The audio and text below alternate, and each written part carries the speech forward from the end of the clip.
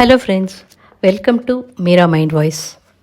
இன்றைக்கி day 41 in Bigg Boss house, Saturday episode. ஆக்சுவலாக Saturday எபிசோடில் சாட்டர்டே முழுக்க 1 hour காமிப்பாங்க, இது ஃபுல் டே காமிப்பாங்க. சாட்டர்டே நைட்டு தான் அதை ஸ்டாப் பண்ணுவாங்க.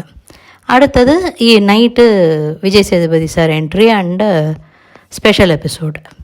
ஆனால் இந்த வாரம் உள்ளே வந்ததுமே விஜய் சேதுபதி ஸ்ட்ரெயிட்டாக வீட்டுக்குள்ளே போய் பேச ஆரம்பிச்சிட்டாரு. நோ ஃப்ரைடே நிகழ்வுகள். அதற்கான ரீசன் என்னென்னா, இந்த நாள் நைட்லேருந்து பார்த்திங்கன்னா ஒரு குப்பை தொட்டி மேட்ரே நாள் முழுக்க போயிட்டு இருந்தது. யார் ப்ரெஷ்ஷை போட்டா, எதுக்காக ப்ரெஷ்ஷை போட்டா, என்ன ஆச்சு, அது என்ன மேட்ரு, யாருக்குமே எதுவுமே புரியாமல் ஒரு குழப்பம் வீட்டுக்குள்ளே போயிட்டு இருந்ததுனால விஜய் சேதுபதி வரும்போதே ஃபஸ்ட்டு ப்ரமோவே அதுதாங்க. என்ன பண்ணுங்கன்னு சொன்னால் என்ன குப்பையை கிளறிட்டுருக்காங்க அப்படின்னுட்டு, வீடே குப்பையாக கிடக்கு அப்படின்னு ஆரம்பித்தார். ஆனால் உள்ளே குப்பை தொட்டி மேட்டர் பற்றி எதுவும் இன்றைக்கி விசாரிக்கலை. மேபி நாளைக்கு ஏதாவது வருவாங்களா அப்படின்னு தெரியல, பார்ப்போம். இந்த சேனலை தடவையாக விசிட் பண்ணுறவங்க சப்ஸ்கிரைப் பண்ண மறக்காதீங்க. தேங்க்யூ. உள்ளே வந்த உடனே இன்றைக்கி பார்த்தீங்கன்னாக்க, என்ன பார்வதி கண்ணு தேவலாமான்னு கேட்டுட்டு அதுக்கு ஆடியன்ஸ் ரெஸ்பான்ஸில் ஏதோ சொல்ல, ஏய் சும்மா இருங்கப்பா, எனக்கும் பேர் வச்சு லேபிள் பண்ணிவிடுவாங்க அப்படின்னுட்டு, மீடியா சின்ன விஷயத்தை கூட ஊதி பெருசாகிடுவாங்க, நீங்களும் அதில் தானே இருக்கீங்க, உங்களுக்கு தெரியாததா பார்வதி அப்படின்னு கேட்டுட்டு, யார் யாருக்கு என்னென்ன பட்டப்பேர் வச்சிங்கங்கிற மாதிரி ஆரம்பித்தார். இன்றைக்கி பேசினது மெயினாக பார்த்தோன்னாக்க விஜய் பார்வதி பேசின அந்த டாக்ஸு, அடுத்தது ஆபாச குறியீடு, அதுதானே மெயினாக போயிட்டு இருந்தது அது. அடுத்தது கேப்டன்ஷிப் டாஸ்கில் நடந்த ரகளைகள். அடுத்தது பார்த்திங்கன்னா கேப்டன் எப்படி, ஏன்னா கேப்டன் எப்படின்னு கேட்டால் தான் சபரி, அன்பு கேங்கு இவங்க எல்லாரையும் ஒரு அடி அடிக்க முடியும். முதல்ல பார்வதியை அடிச்சுட்டு அப்புறம் மற்றவங்கள்ட்ட போனோன்னாக்க பார்வதிக்கு அவங்களோட அடி மறந்து போயிடும். அப்படின்னு பண்ணாங்களா என்னன்னு தெரியல, பார்ப்போம். ஆனால் உண்மையிலேயே திவாகருக்கு வெளியில் இருந்த அந்த ஒரு என்ன சொல்கிறது நெகட்டிவ் இது பயங்கரமாக பிரதிபலிச்சிருக்கு. இந்த தடவை இவங்களுக்கு புரிகிற மாதிரி ப்ராப்ஸை கொண்டு வச்சு இவங்களுக்கு கிளாஸ் எடுக்க வேண்டியதாக இருந்தது. லிட்ரலாக இன்றைக்கி கிளாஸ் தான் எடுத்தார். 5 வாரமாகி இவங்களுக்கு கிளாஸ் எடுக்கிற நிலமையில தான், கிளாஸ் எடுத்தால் தான் புரிஞ்சுப்போங்கிற நிலமையில தான் ஹவுஸ்மேட்ஸ் இருக்காங்க அப்படிங்கிறத உணர்த்தினார். ஸோ ஃபஸ்ட்டு பார்வதி வேலையை முடிச்சிடுவோம். விஜய்ஸ் கேட்டார், யார் யாருக்கு என்ன பேர் வச்சிங்க அப்படின்னுட்டு. உடனே நான் கனிக்கு ராஜமாதான்னு வச்சேன். அடுத்தது இவங்களுக்கு வியனாவை குசும்பின்னு கூப்பிட்டேன். அதெல்லாம் விடுங்க, அதெல்லாம் அவங்களுக்கு ஆச்சு உங்களுக்கு ஆச்சுன்னு விட்டுட்டார். விக்ரமை என்னன்னு சொல்லி கூப்பிட்டீங்க. ஃபஸ்ட்டு பானபத்திர ஓனாண்டி, அதை 10 தடவை நீங்கள் ரிப்பீட் பண்ணீங்க. அவர் தடவையே சொன்னார் உங்ககிட்ட, இது என்ன நீ பாடி ஷேவிங் பண்ணுற மாதிரி இருக்குது பானங்கிறியான்னு. இல்லை சார், அவர் அப்படிலாம் சொல்லவே இல்லை. அடுத்தது அவருக்கு புலவர்னோடனே, அவர் ஒரு பெரிய புலவருங்கிறதுனால நான் அதை சொன்னேன்னு என்னென்னமோ இவங்க சொன்னாங்க. நீங்கள் அந்த பானைக்கு வேறு ஏதாவது ஒரு விளக்கம் சொல்லுவீங்கன்னு எதிர்பார்த்து தான் உங்ககிட்ட கேட்டேன். ஆனால் நீங்கள் அதுக்கான விளக்கத்தை கொடுக்கல. ஸோ இது என்னன்னு தெரிஞ்சு அவரை பானைன்னு பாடி ஷேமிங் பண்ணியிருக்கீங்க அப்படின்னோன்னா, அவர் அப்படியெல்லாம் சொல்லலை அப்படின்னு பாரு டிஃபெண்ட் பண்ண யூஸே கிடையாது. நீங்கள் இப்படி தான் பண்ணுறீங்க. அதாவது எங்களுக்கு தோணினது என்னென்னா, உங்களுக்கு அதனுடைய இன்டென்ஷன் என்னன்னு தெரியும். இன்னொரு முறை யாருக்கும் தெரியாதுன்னு நினச்சி ஒன்றும் பண்ணாதீங்க. ஏங்க அவங்கள பண்ணிங்கன்னா 5 வாரமாக உங்களை பார்த்துட்ருக்கோம். நீங்கள் எதுக்கு யார்கிட்ட எப்படி பேசுவீங்கன்னு எங்களுக்கு தெரியாதா அப்படின்னொன்று. உடனே அரோரா குசும்பி, அரோரா உங்களுக்கு அவ்வளோ பிடிக்குமா அப்படின்னு திவாகரை கேட்க, திவாகர் சிரிக்க, திவாகர் உங்கள் சிரிப்பு என்னை மயக்கம்னு திரும்பி திரும்பி பண்ணாதீங்க, அசிங்கமாக இருக்குது, கொஞ்சம் வாயை மூடுங்கிற மாதிரி சொல்லிவிட்டு, சரி அடுத்தது வக்கரத்துக்கு வருவோம் அப்படின்ன உடனே, எனக்கு தமிழகராதியில் என்ன அர்த்தம் இருக்குன்னு தெரியாது, அதில் என்ன சொல்லுவாங்கன்னு தெரியாது, எனக்கு இப்படி தான் தோணினுது அப்படி இப்படின்னு சொல்ல, நீங்கள் ஒரு விஜே 100 வார்த்தை அந்த வார்த்தையை எவ்வளோ கோபம் இருந்தாலும் தெளிவாக எடுத்துகிட்டு போகிற நபர். ஒரு வார்த்தை பேச ஆரம்பிச்சிங்கன்னா, ஒரு ஆர்கியூமெண்ட் வந்ததுன்னா தெளிவாக ஒவ்வொரு ஆர்கியூமெண்ட்டையும் எடுத்துகிட்டு போகிறவங்க அப்படின்ட்டு மற்றவங்களை லேபிள் பண்ணி தெளிவாக பேச தெரிஞ்சவங்க நீங்கள் அப்படின்னு வச்சு செம்ம சூப்பராக ரிவீட் பண்ணிவிட்டு சொன்னார், இந்த பாருங்க, எனக்கும் விக்ரமுக்கும் எந்த கள்ள தொடர்பும் கிடையாது. இதில் வேற சொல்கிறாங்க விஜய் என்ன தான் கேட்பாருன்னு. அவ்வளோ தூரம் பேச தெரிஞ்சதில்ல. அவர் பேசாதீங்கன்னு சொன்னார். அப்போ என்ன சொன்னீங்க? எனக்கு கொஞ்சம் ரிலாக்ஸ் பண்ணிக்கணும், அதுக்கப்புறம் நான் எனக்கு இந்த ஃபேஸ் இதுவாக இருக்குது, கொஞ்சம் எனக்கு நல்ல ஹாட் இது கொடுக்கணும், அப்புறமா தான் நான் யோசிக்க முடியும். இவ்வளோலாம் இந்த ஒரு வார்த்தை எஸ் நான் பேச மாட்டேன், பேசுவேன் சொல்லி முடிச்சிட்டிங்கன்னா முடிஞ்சு போச்சு. அதை அப்படியே இழுத்துட்டே போனீங்க. அடுத்தது எனக்கு ஒரு லேபிள் பண்ணி என்னை சுற்றி விட்றாங்க அப்படின்னு செம்ம ரிவீட்டு பாருக்கு. அதுக்கெல்லாம் பாரு கண்ணில் ஒரு துளி கண்ணீர் வரலைங்க. அப்படியே சொல்லு நான் பண்ணேன் அப்படிங்கிற மாதிரி. அடுத்தது பார்த்திங்கன்னா வாந்தி மேட்ரு. யாரெல்லாம் இந்த வீட்டில் வாந்தி எடுத்தீங்க? பார்வதி இதுவா? அடுத்தது எல்லாரையும் சொல்லி ஞாபகம் இல்லைன்னா ஞாபகம் வச்சுக்கோங்க. இதெல்லாம் எலிமெண்டரி ஸ்கூல் பசங்க கூட பண்ண மாட்டாங்க. பிக் பாஸ் வேறு சொல்கிறாரு, இது அவமானப்பட வேண்டிய விஷயம், நான் இறங்கி விளையாடணுன்னுட்டு. அதுக்கும் சரி சிரிக்க வேறு செய்கிறீங்க அப்படின்னுட்டு, பாரு நீங்கள் மட்டும் வெயிட் பண்ணுங்கள், மற்றவங்க எல்லோரும் உட்காருங்க அப்படின்னு சொல்லிட்டு ஆபாச குறியீடுனா என்னங்க அப்படின்னு ஆரம்பித்தாருங்க. பார்வதி மூஞ்சியில் ஈயாடலை. அட் த சேம் டைம் நீ என்ன பண்ண போகிற சொல்கிறத சொல்லி முடிச்சுட்டு போயிடு. இந்த திட்டலுக்கும் இந்த கோவத்துக்கும் அவங்க அழவே இல்லை. கண்ணில் ஒரு துளி தண்ணீர் வரல. ஆமாம் அப்படி தான் அப்படிங்கிற மாதிரி நின்றுட்டு இருந்தாங்க. டேபிளை கொண்டு வச்சு பிரிக்கை வச்சு இதை இப்படி வச்சு இப்படி அடுக்கிறதுக்கு, ஐயோ இதை பார்த்தாலே எனக்கு இப்போ வேறு எங்கெங்கேயோ புத்தி போகுதுங்க, அந்த மாதிரி கொண்டு அதை மனசில் பதிய வச்சிட்டிங்கங்க எல்லாருக்கிட்டேயும் அப்படின்னு சொல்லிட்டு, இது ஆபாச குறியீடுன்னு சொன்னால் எனக்கே அசிங்கமாக இருக்குது. இது எந்த இடத்துல ஆபாச குறியீடாக தெரிஞ்சுது? சம்மந்தப்பட்டவங்க எந்திருங்கன்னொன்னே திவாகர் எழுந்தோடனே, திவாகர் பாரு உங்கள் பார்வை ஏன் அங்கே போச்சுன்னு எங்களுக்கு பிரச்சனை இல்லை, ஷோவினுடைய பிரச்சனை இல்லை, இது பாருவினுடைய பார்வை வக்கரமாக எப்படி பார்க்க முடிஞ்சுது, இதை பேர் தான் வக்கரம். அதை பதிவு பண்ணிக்கிட்டே இருக்கீங்க. உங்கள் மண்டையில் தாங்க பிரச்சனை, உங்கள் பார்வையில் தாங்க வக்கரம் இருக்குது. ஒரு லேபிள் ஒட்டி அதை 1000 தடவை பதிவு பண்ணுறது. பார்க்குறவங்களுக்கு மூளை இல்லையா? ஏன் அப்படி ஃப்ரேம் பண்ணுறீங்க ஒருத்தரை? எனக்கு அப்படி தோணுச்சுன்னா அப்போ யார் மேலே பிரச்சனை? ஷோவில் இந்த வேலையெல்லாம் செய்யாதீங்கன்னு வச்சு பயங்கரமாக கேட்டார். ராஜமாதாங்கிறது பிரச்சனை கிடையாது. ஷோவில் வக்கரம் பயன்படுத்துகிறதோ, எனக்கும் விக்ரமுக்கும் எந்த கள்ள தொடர்பும் இல்லை, அதனால் விஜய் உனக்கு தான் சப்போர்ட் பண்ணுவார் அப்படின்னுட்டு அது ஒட்டப்பட்ட லேபிள், அது என் மேலே ஒட்டப்பட்ட லேபிள், என் நெத்தியில் ஒட்டிட்டாங்க. அதை ஷோவில் நாகரிகமாக நடந்துக்கங்க, ஷோவை கெடுக்காதீங்க. ஏற்கனவே உங்களை டாஸ்க் ஆட வைக்க முடியல, அடுத்தது இந்த மாதிரி மற்றவங்கள லேபிள் ஒட்டி மற்றவங்களையும் நீங்கள் இது பண்ண முடியாமல் பண்ணுறீங்க அப்படிங்க. பாருட்ட கொஞ்சம் கூட ஒரு கில்ட்டோ அவமானப்பட்டோம்னு ஒரு ஃபீலிங்கோ இல்லாமல் ஒரு தெனாவட்டு தாங்க நமக்கு தெரிஞ்சுது. இதில் கேப் விட்ட உடனே அரோரா சொல்கிறாங்க, நான் இதை எக்ஸ்பெக்டே பண்ணல, செம அப்படின்னொன்னே விக்ரம் நான் சொன்னேன், திரும்ப திரும்ப சொன்னேன் பண்ணாதன்னுட்டு. இது பண்ணும்போது பாரு போய் உட்காந்து அழலை, தன்னை விஜேஎஸ் பேசிட்டாருன்னுட்டு. அதே மாதிரி பெண்களுக்காக எழுந்து பேசுகிற அந்த கமருதீன் அரோராட்ட இல்லை பாருட்ட போய் நீ எப்படி அரோராவை சொல்ல போச்சு, இது தப்புன்னு இப்போ விஜேஎஸே சொல்லிட்டார் பாருன்னு கேள்வி கேட்கலை, விட்டுட்டாரு. அடுத்தது பார்த்தாங்கன்னா திவாகர் சொல்கிறாரு பாருகிட்ட, எல்லார் தவறையும் சுட்டி காட்டுவார் செல்லம், நீ கவலைப்படாத, இது உனக்கு மட்டும் கிடையாது, எல்லாரையும் திட்டுவார் பாரு. ஹலோ, இது அவமானப்பட வேண்டிய விஷயங்க, உங்கள் 2 பேரையும் அடிச்சிருக்காங்க அப்படின்னு நமக்கு தோணுது. அடுத்தது கேப்டன்ஷிப் டாஸ்கில் என்ன பண்ணாங்க அப்படின்னுட்டு, கனி எனக்கு இந்த கேப்டன்ஷிப் டாஸ்க்கு சரியாக தான் நடந்ததுன்னு உடன்பாடு இருக்குது சார் அப்படின்னு சொல்ல, சாண்ட்ரா எழுந்து எனக்கு பயம் வந்துருச்சு, ரீகேம்னு சொன்னாங்க, அடுத்தது பார்த்தா டிஸ்குவாலிஃபைடுன்னு சொல்கிறாங்க, இது யார் போட்ட ரூல்னே எனக்கு புரியல, பிக் பாஸ் போடலை, நீங்களும் தானே படித்தீங்க, நீங்களும் தானே ஜட்ஜாக இருந்தீங்க.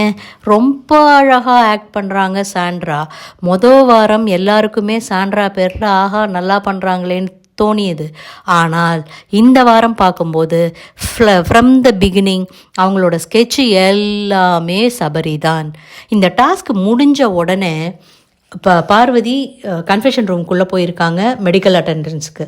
அப்போ சாண்ட்ரா கேட்குறாங்க சபரிக்கிட்ட, டேய் கொஞ்சம் கீழே இறக்கி அடின்னு சொன்னேன், எப்படிரா ஏன்டா மேலே அடித்த, தட் மீன்ஸ் அவள் வாயை உடச்சிருங்கிற மாதிரி சொன்னேங்கிற மாதிரி இவங்க சொல்லி சிரித்தாங்க. அதை பற்றி இந்த இடத்துல சொல்லலை, அது காண்பிக்கவும் படலை.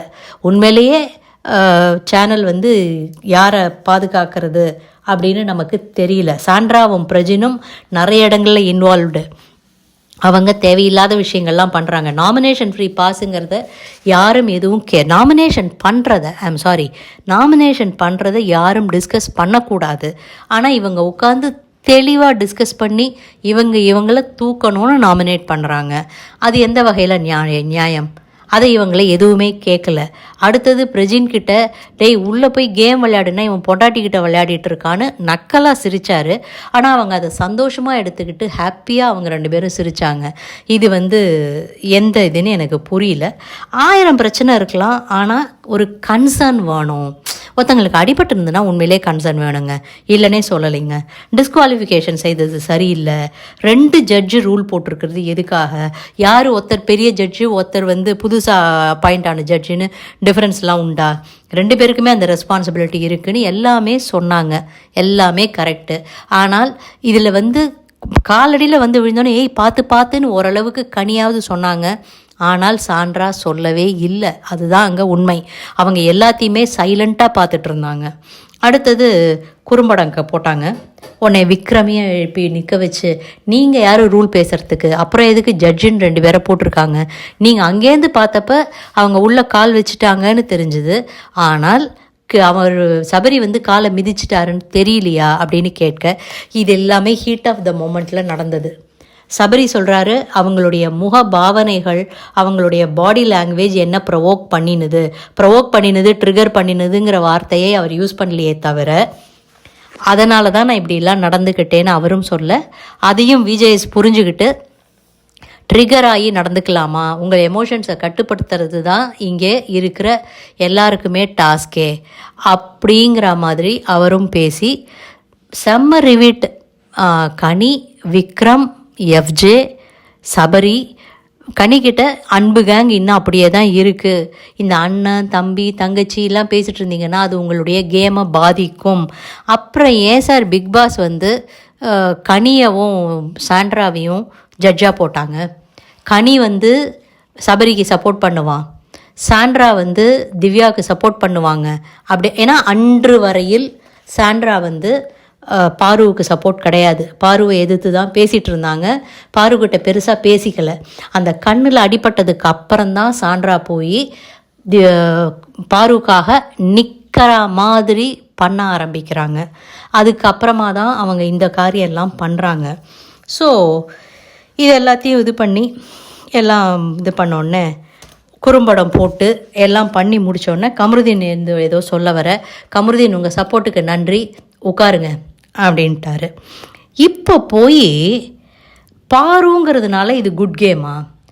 வேறு யாராவது அந்த இடத்துல இருந்தால் எஸ், மற்றவங்க சொன்னால் கேட்பாங்க, பாரு சொன்னால் கேட்க மாட்டா. அவகிட்ட திவ்யா கிட்ட யூ ஆர் டிஸ்குவாலிஃபைட்னோன்னா கையெடுத்துட்டு பேசாமல் நின்னாங்க. பாரு டிஸ்குவாலிஃபைட்னோன்னே ஏன் நிற்கலை?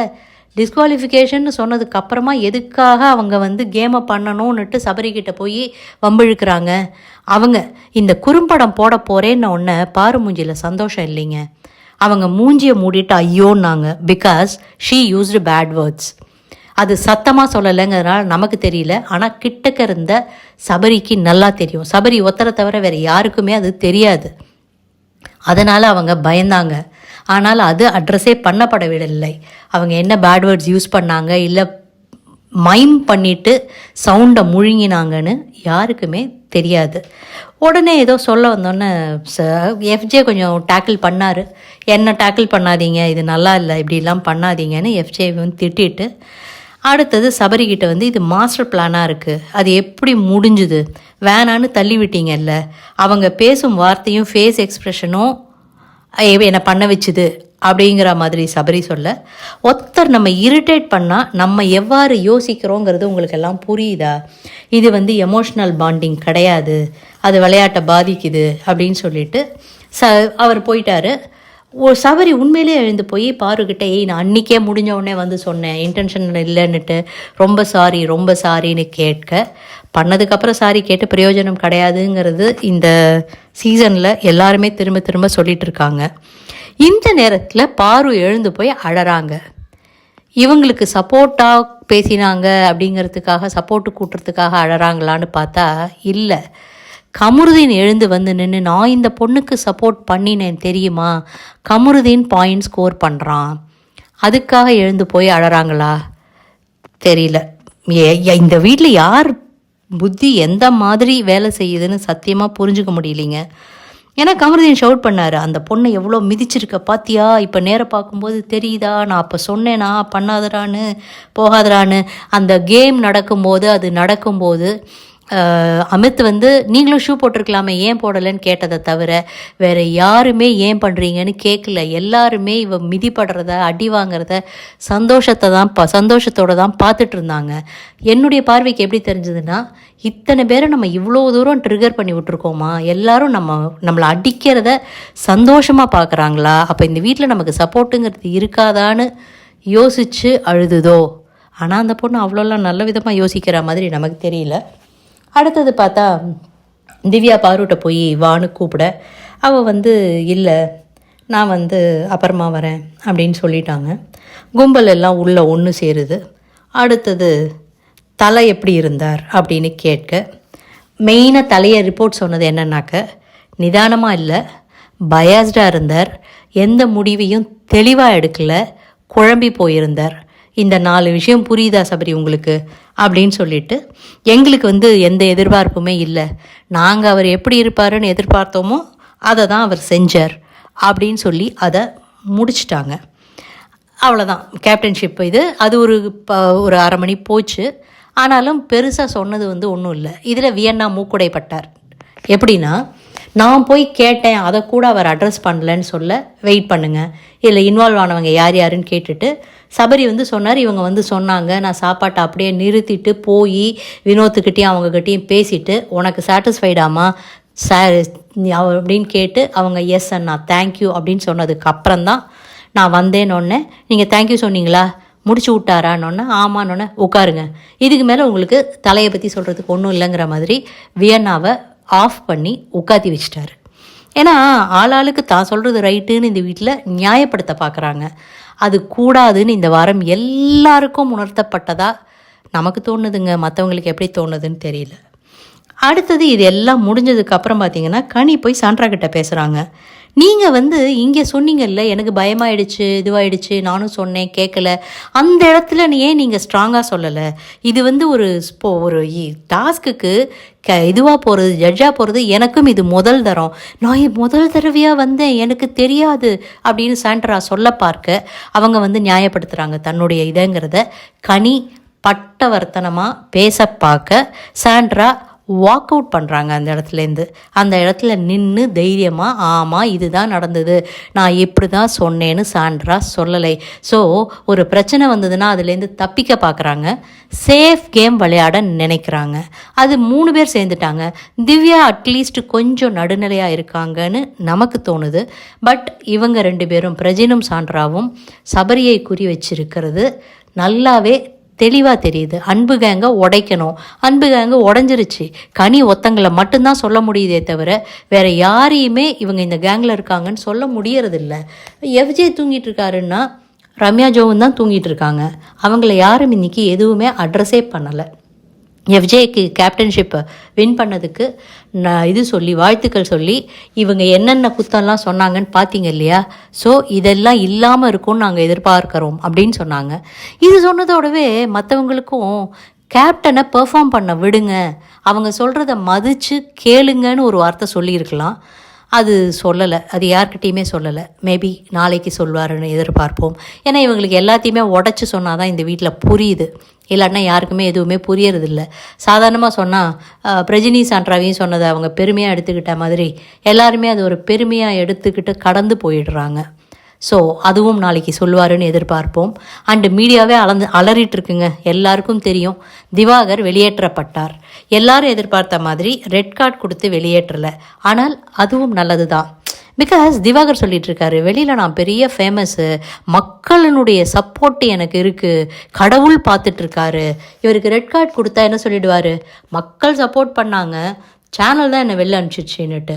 இப்போ அவரை எவிக்ட் பண்ணினதுனால என்ன சொல்ல முடியாது, மக்கள் சப்போர்ட் இருக்குன்னு சொல்ல முடியாது. மக்கள் உங்களுக்கு ஓட்டு போடலை, அதனால தான் நீங்கள் வெளியில் போனீங்க அப்படின்னு ரொம்ப அழகாக இவங்க பண்ணிட்டாதான் எனக்கு தோணுது. உங்களுக்கு என்ன தோணுது அப்படிங்கிறத கமெண்ட் செக்ஷனில் சொல்லுங்கள். இந்த வீடியோ உங்களுக்கு பிடிச்சிருந்ததுன்னா லைக் பண்ணுங்கள், ஷேர் பண்ணுங்கள், சப்ஸ்கிரைப் பண்ண மறக்காதீங்க. தேங்க்யூ.